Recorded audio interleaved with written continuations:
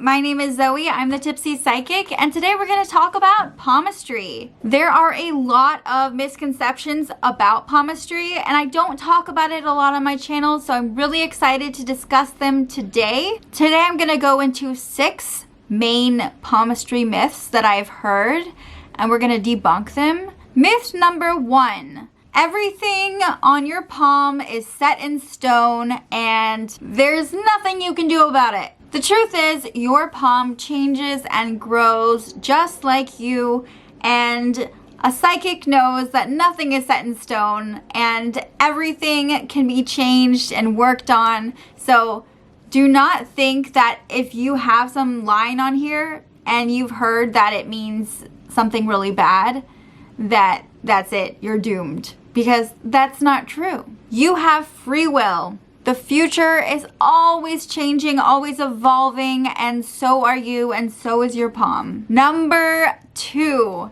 a short or faint lifeline indicates a short life or a bad life. Or a short heart line means a bad love life. This is most definitely false. If that's the case, see, my lifeline here is so faint, then I probably would be dead already, right?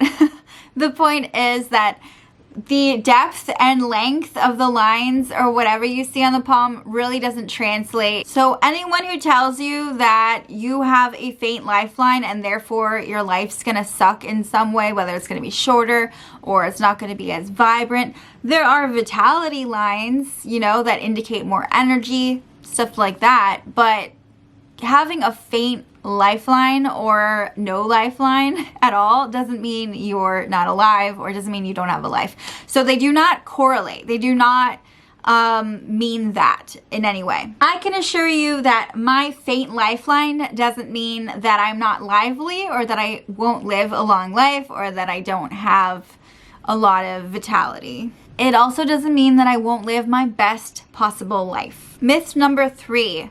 You only read the palm. So this depends on the reader. Some people only read palms, but I like to read the fingers, the fingernails, the knuckles. I read it all. I read the temperature of your hand.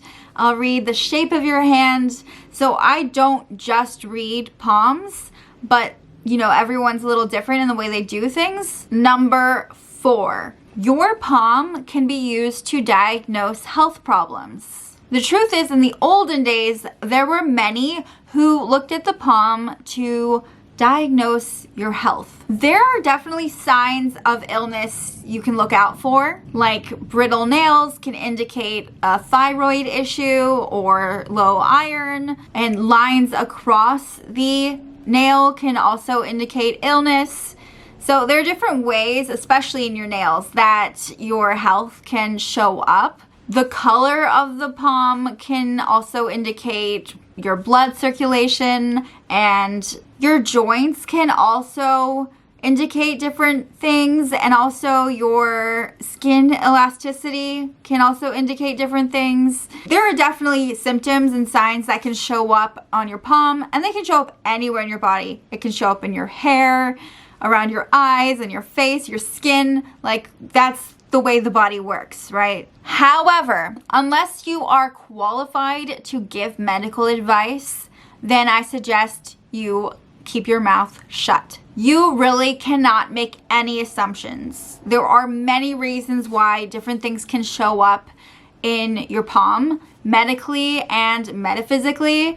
If you really are concerned about a palm you're reading, if you're concerned about the client and their medical health, then you need to send them to a doctor or refer them to one, or maybe hint that they should get something checked out, but do it in a professional way. But symptoms can appear for many reasons, and a lot of the time it's anxiety. People who have clammy hands can be really anxious.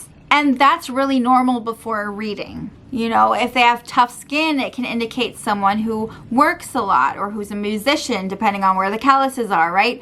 So you can't just jump to conclusions that it's some kind of medical illness if you see something, because that's just not professional and it's not your job. You know, chipped nails can mean nail biting. So the point is, you can never truly diagnose someone without a medical degree. Palm readers look beyond the physical. You see, if you focus on the physical traits in the palm reading, then that is called cold reading. And cold reading is a no-no. It's very fraudulent to give a cold reading, and it is not what psychics do. Now you can say, your hands are sweaty. Are you nervous? And try to help your client relax if they're nervous, but you can't use the clamminess as a tactic.